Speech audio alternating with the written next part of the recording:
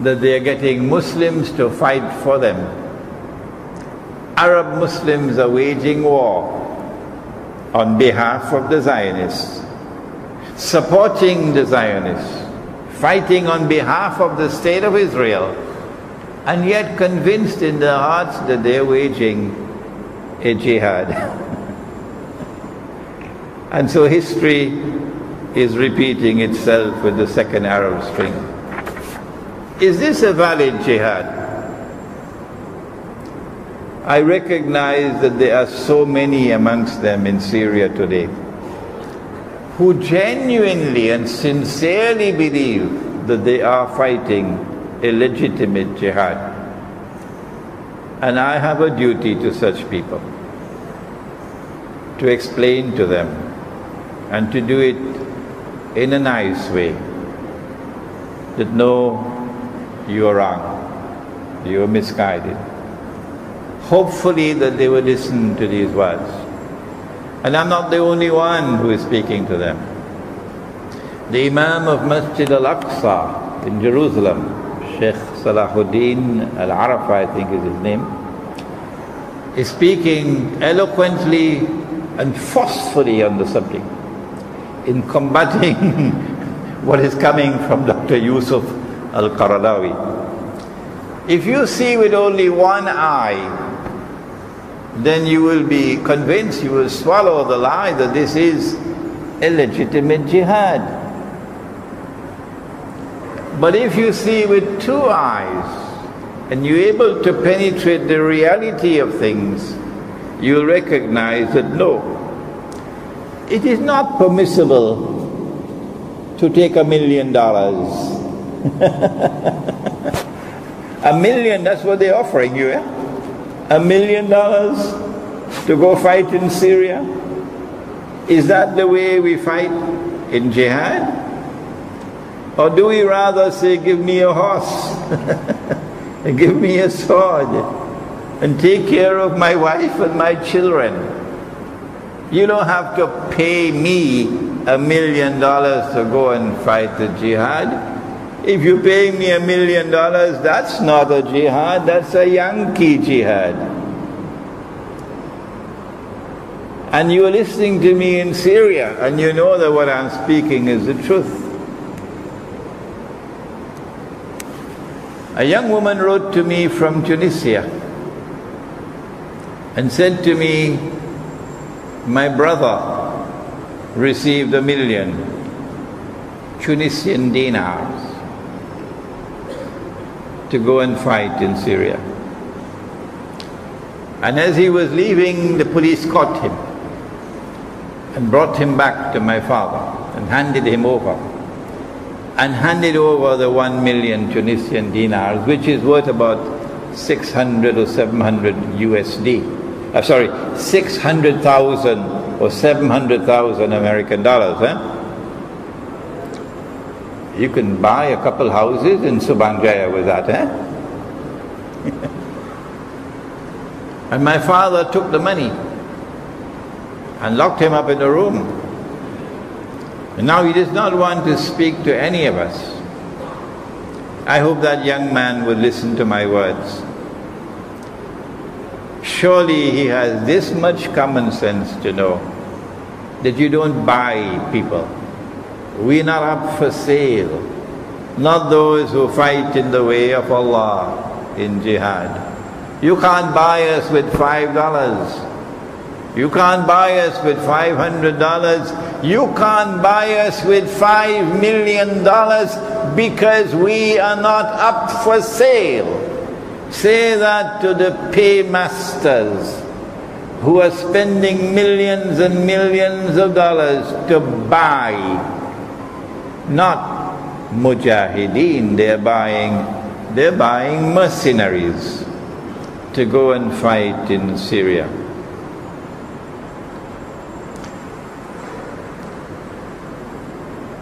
So the young man is now locked up in a room. He doesn't want to talk to anybody. He's only reciting the Quran all the time. And the family contacted me. What can we do, Sheikh? You can't keep him locked up forever. If he insists that he wants to go in Syria and fight, and you explain to him that this is wrong, this is misguided, this is not a jihad, you can't keep him away. Let him go. But when he leaves, he will not return. You will not have any links with him after that. He's no longer a member of your family. Saudi Arabia, Libya, Qatar, Turkey are all in the Zionist camp. Is it so difficult for you to understand that? I hope you're listening to me in Syria. Saudi Arabia, Libya, now under Zionist rule, Qatar, Turkey, are all in the Zionist camp. Turkey is a member state of NATO. And these are the countries who are financing, and these are the countries who are supplying the weapons to you to go and fight. Is this a legitimate jihad, or is this a Zionist attack on Syria? Why is it so difficult for you to understand? You declare of those who oppose you and who are supporting the government of Syria in its opposition to the insurrectionists, that these are wajibul qatl, that it is legitimate for you to kill them.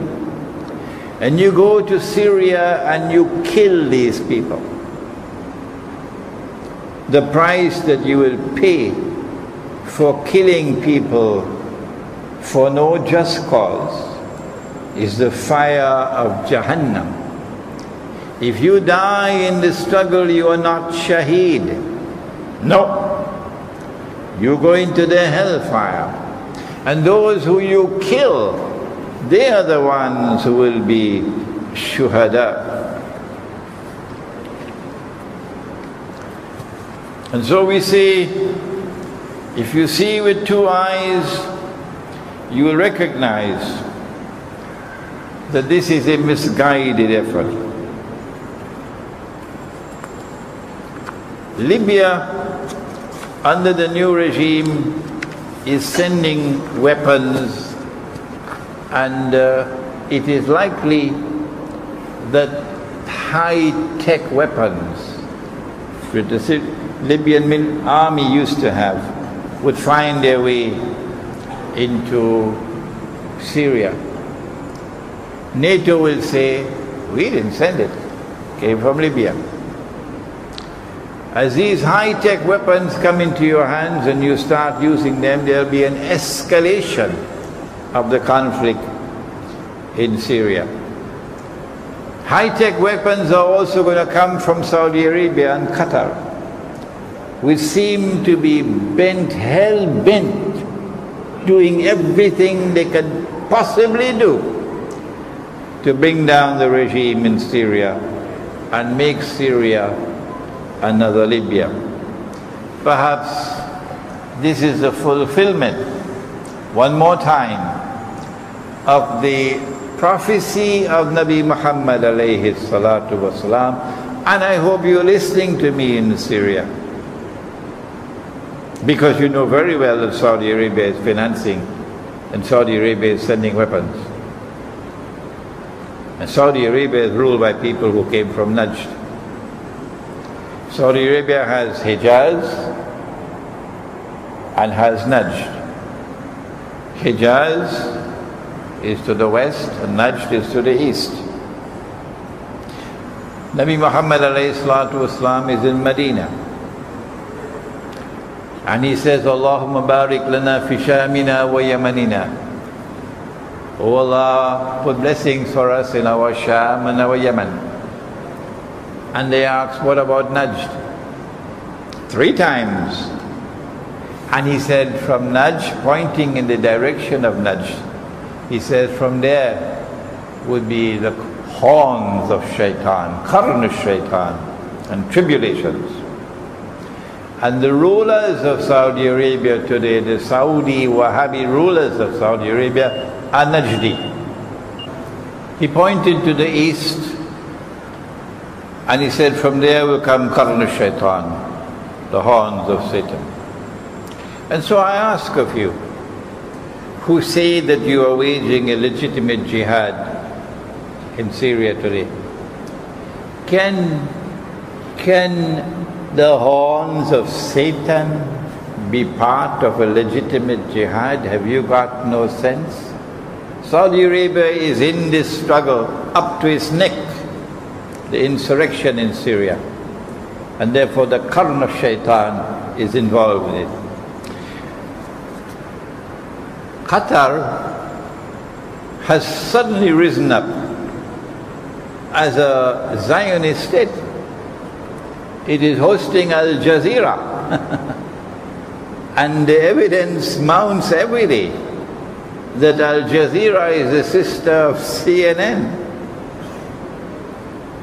Every time there's an Arab Spring, an insurrection or a rebellion or something, Al Jazeera is there to add fuel to the fire, to try to ensure that the struggle is successful and the Zionists achieve their objective.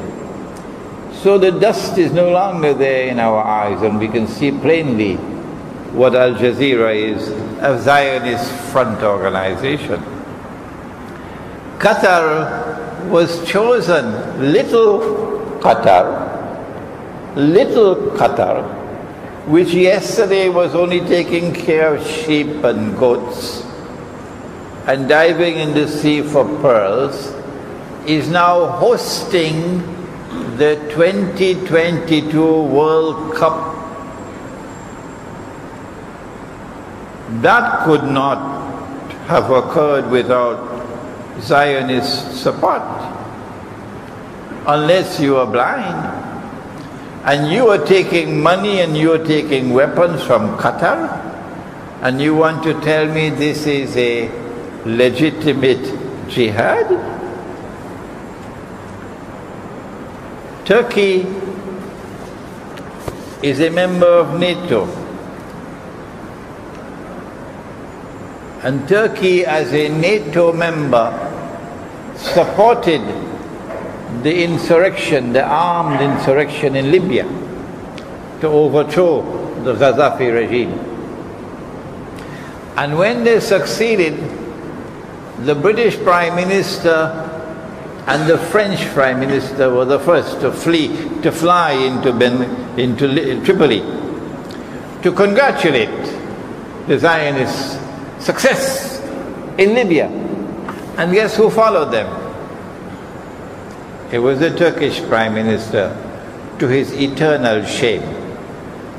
To his eternal shame.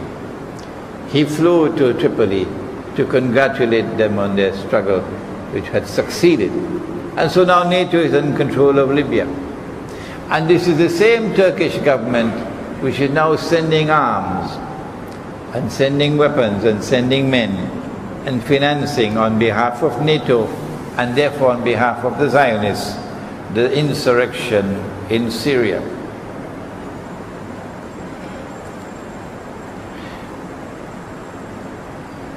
Since 1980, in the 1980s, Turkey established a military alliance with Israel.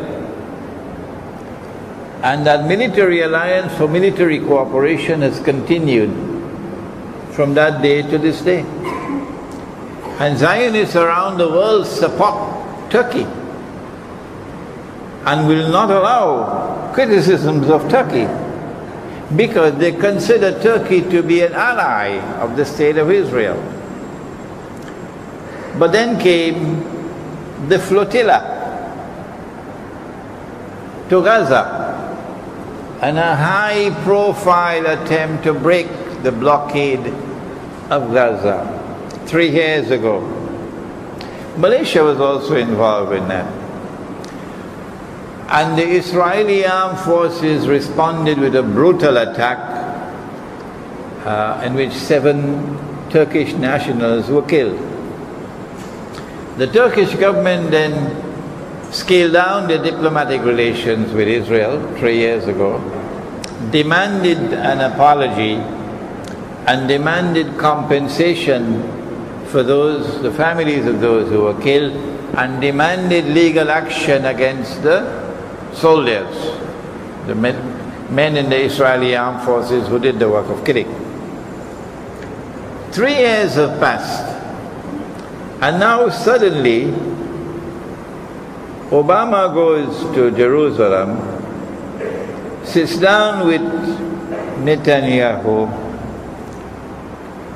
cook whatever pilau they cooked, or maybe biryani. And the next thing we hear is that Netanyahu telephones the Turkish Prime Minister and offers a rare apology. Israel never apologizes, no. A rare apology, and offers to pay compensation. And the Turkish Prime Minister graciously decides to drop the cases against the the Israeli armed forces, the legal cases. And so they've restored diplomatic relations at a high level. And the friendship between Turkey and Israel is now restored. And your jihad, your so-called jihad in Syria, is being supported up to its neck by Turkey, which is in friendly relations with Israel, and which has a military alliance with Israel, and which is a member state of NATO. And you cannot recognize that this is a bogus jihad? What more do I need to tell you?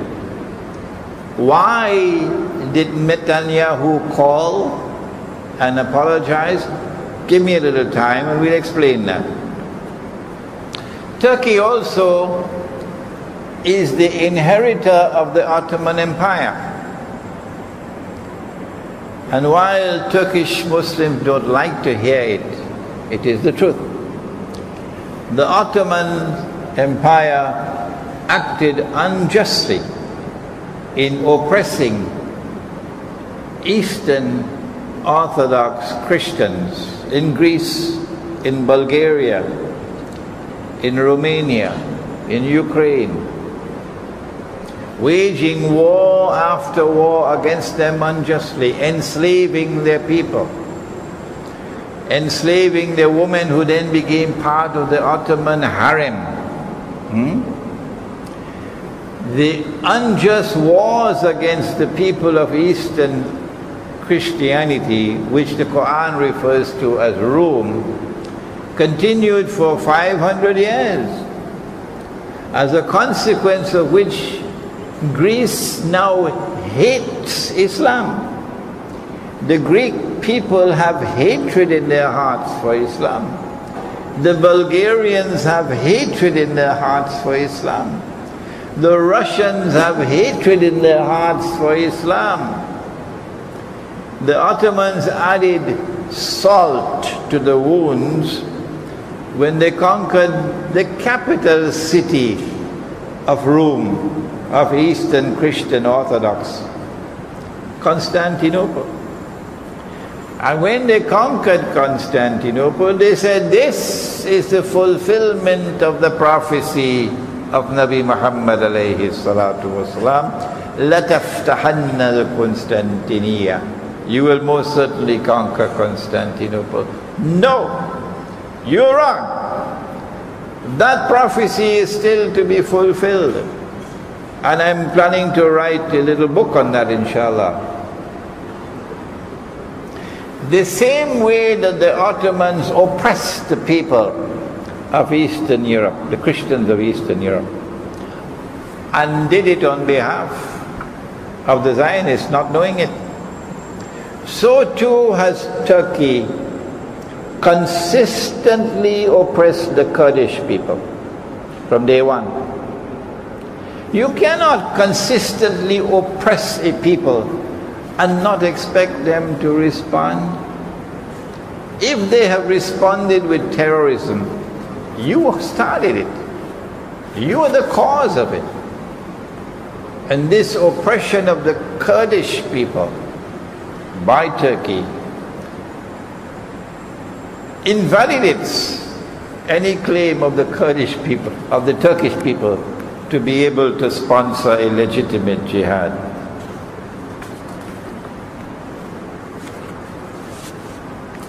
Finally, I don't know whether you know of it, those of you who are there in Syria, waging the so-called jihad.